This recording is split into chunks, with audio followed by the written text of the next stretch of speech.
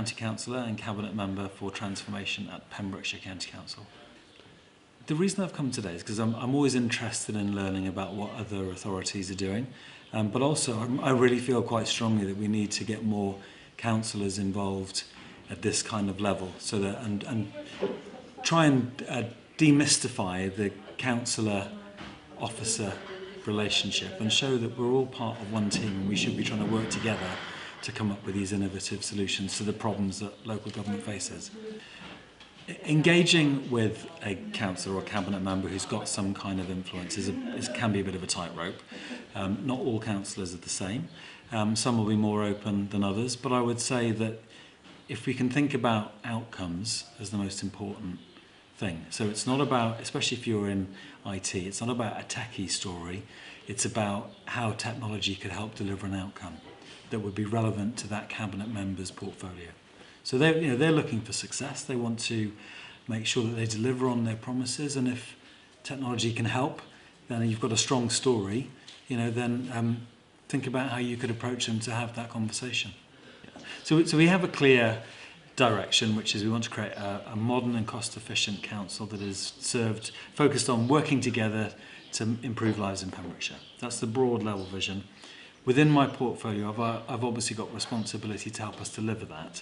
And so by combining the broad ambition with the skills of the department, and also giving them the freedom and the responsibility to go off and do good work and to innovate, and knowing that they've got my full support, I think that's where we're starting to see some success.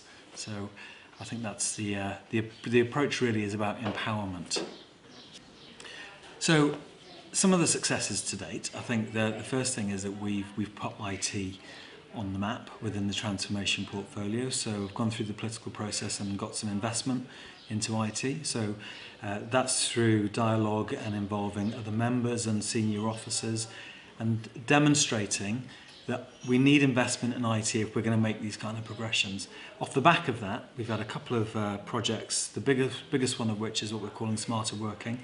So this is about enabling a more agile workforce. So we're investing in our main headquarters to create more office space and desk space for flexible working. So that's the big project we've got on. In addition to that, there's some really good initiatives going on around using text messaging, and also My Account, so with GDPR, and trying to be a more digitally competent organisation and more digitally friendly to residents. Creating a complex organisation like a local authority and trying to help them work in the same way is a challenge, but we've got a really good team that knows they are backed at a political level. They know they've got the support of the senior management team, and so there is quite a comprehensive communications programme actually going out to help staff get on board with how we're going to do smarter working.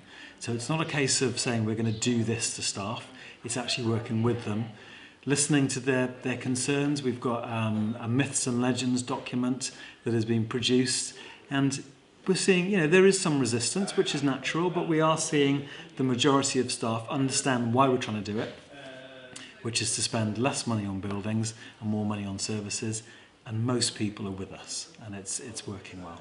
Yeah, if there's one thing they were going to take away, it's confidence in their abilities. I mean, local government officers are the professionals, us politicians are just there to really sort of set the tone. And I would say have confidence, show ambition, and show creativity in trying to get to the people that can make the change happen.